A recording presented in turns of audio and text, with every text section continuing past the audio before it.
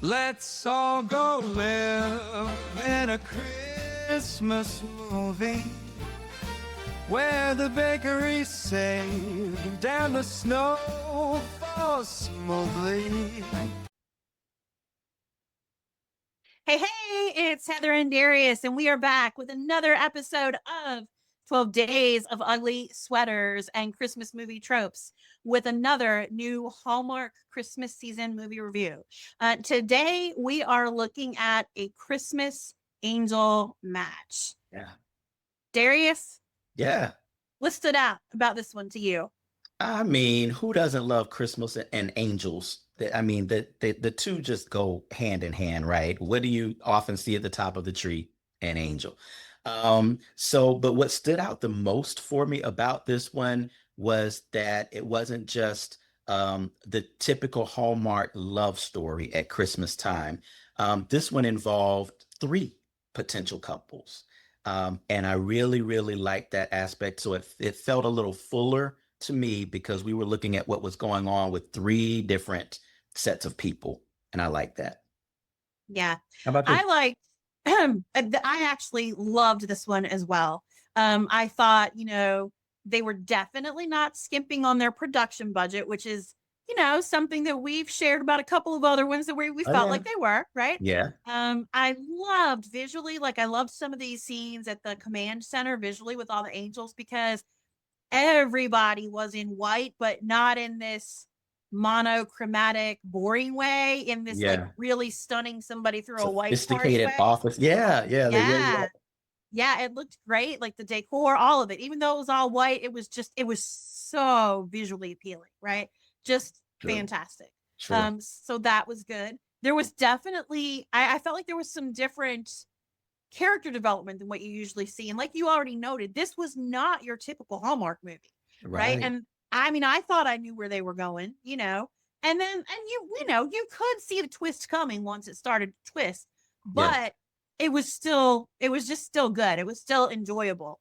You had all of the decor in there and all of the nostalgia and all of the holiday traditions packed into the movie. But you also had some like really relatable stuff, and you know, it really it really brought in the point, not even subtly, like really strongly, but not in an obnoxious way yet, Hmm. about how much we miss in connecting with other people right now because we're always on our devices. Good point. And Yeah. right, like that was like the beginning of the movie. That's almost the whole premise is like, oh my gosh, it's gotten so hard to make these love matches because people don't even stop and pay attention to Yeah. anything that's going on around them because they're on this device. Yeah. Yeah. And the fact that the angels refer to humans as tender hearts.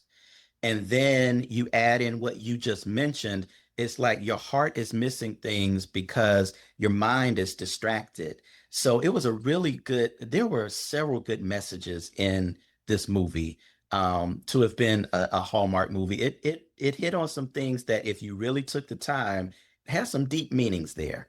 Yeah, so I really like that part about it. Absolutely. And because, well, okay. So let's talk about tropes for just a second, right? Okay. So I, as you know, I love books. I read all kinds of different genres of fiction and tons of nonfiction. I read all the things. Okay. Yeah. So one of the genres that I really like is fantasy. And there's this trope in fantasy novels, especially if there's any mythology of like fae involved, right? The fae, Uh-huh. Yes. where you'll always have, and it's, but we all joke about it. My husband and I joke about it because in these books, you always have some hardened, like 600-year-old Celtic warrior guy, right? Who's so wise and has been around for, or maybe he's been around for millennia, not just hundreds of years. And then he inevitably falls for some ridiculously immature 17-year-old girl or 19-year-old girl. And you're like, you have way too much wisdom and experience behind you for that, right? But Yeah. it's always that. It's always some like centuries old guy and a 17-year-old girl. And I felt like they flipped that script because they had the 587-year-old female angel Yeah, who yeah. ends up falling for the kid who is a 97-year-old Yeah, angel, right? yeah, that's a good one. And I don't think I even caught on to that part of it, but yeah, you're right. You're right. And the other part of that is, and we've seen this in like I would say a lot of sitcoms where it's usually the siblings. One sibling thought that they were the favorite or the most accomplished, the other one was like, no, you were more accomplished than I was, blah, blah, blah. And then we see that with them, with the two Mhm. angels as well where it's like, no, I was trying to catch up to your performance. No, I was trying to catch up to yours.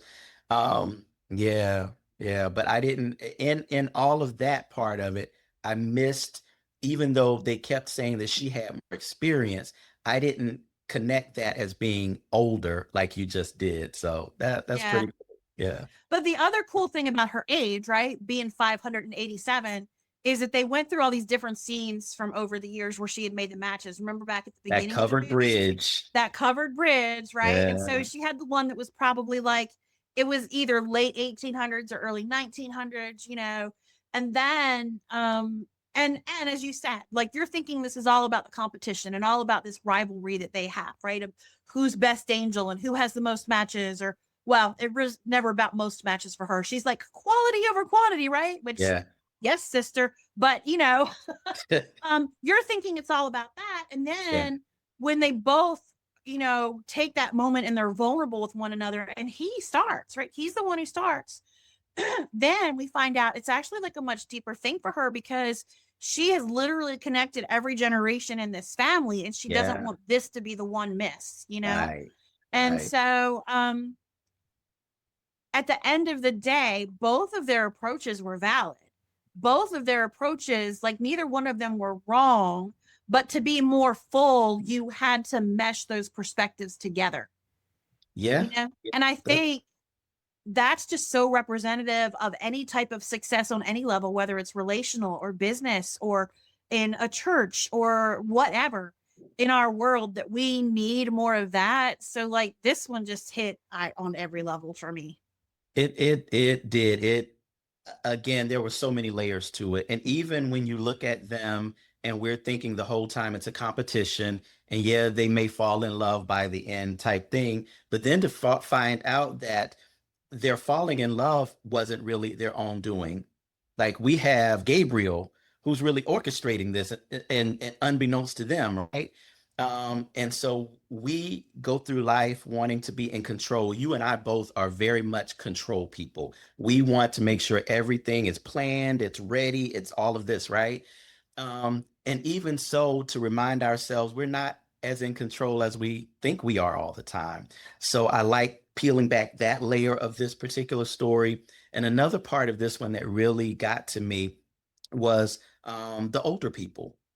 Mm-hmm. So, you had a grandmother, well, they said like adopted grandmother, Yeah. and grandfather figures, and to realize that that generation, they also need companionship. They also need someone who to talk to that can understand things of their generation and don't just forget them as if, oh, just put them in the retirement home and they're good there playing bingo. Like, no, they need to relate to someone. I really like that they did not leave out that generation. Hallmark did a great job fitting them in and showing that they have a place in society and in our lives as well. They not only did they do that, but they did it in a way that did not perpetuate a stereotype of what you would think Definitely. about when you think about someone in their later years that's going into an assisted living situation, Yeah, right? yeah, Because exactly. they were portrayed, I mean, they're in their 70s. We know that they specifically talk about their ages, but they're portrayed as still being incredibly vital, incredibly active. Yeah, I know tons of 70 and 80-year-olds that are like that, right? It's yeah, not just, oh, okay, I'm in my golden years, so I'm resigned to this like very specific set of behaviors that's expected of me by society. Like they were living, it was great to yeah, see. yeah. I totally agree with that. So, that part of it was very important to me, especially because, like in personal life, when you're trying to relate things, whenever you're watching something, you want to relate to it. And by me being so close to elderly relatives, I'm like, yeah, because I see that they still have that sparkle in their eye, that little twinkle. Yeah, like, yeah, I still have some life here. I still want to enjoy it. And so, just kind of like by way of the younger generation that the angels were trying to connect. The younger ones were missing it. Yeah, And the older ones were like, okay, I found a friend here. So yeah, they caught it before the young people did. they did. Yeah. Yeah, Another thing that I liked is that I felt like they did a really good job. Again, there was a lot of like layered complexity that went into this yeah, particular movie. So again, it really hit home for me. But just they really were intentionally focused on selfless acts and how that plays into love, right? Whether good you're point. talking about Michael's giving up his wings so that she wouldn't lose hers, whether you're Yes, talking about the fact that the adopted grandmother Elaine, right? Like she gave up what could have been this master chess career to yeah, raise the adopted grandson when his parents were right. killed, Which right? wasn't even really a family member. Right, right, She right. took him as her own to raise. And then the selflessness of Daisy, like as she's trying to be there for her grandfather, and then on another layer, the selflessness of Elaine and Daisy's grandfather as they're like, hey, we appreciate that you want to be here for us, and that's great. And we want you to be, but we don't want you to do it at the expense of also living your own life, which is, Yeah, what they were both doing. So yeah, yeah, yeah, it was just like this was the warm, fuzzy, feel good. Like this was the hallmark. This is the breakout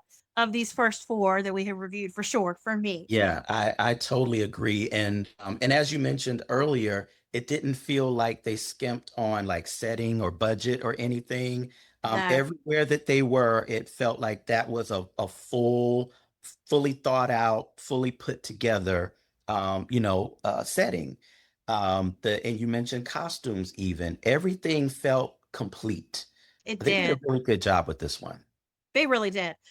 And not to mention, they had this whole woven through, right? Because of Michael's approach, they had this whole thing about the joy in the little things, right? Mm. Like like a perfect cup of hot cocoa, right? Like, Yeah, yeah, or yeah, how much she had really always wanted to try to dance, but she didn't want to break the rules, but then how much joy she found in it when she did, you yeah. know?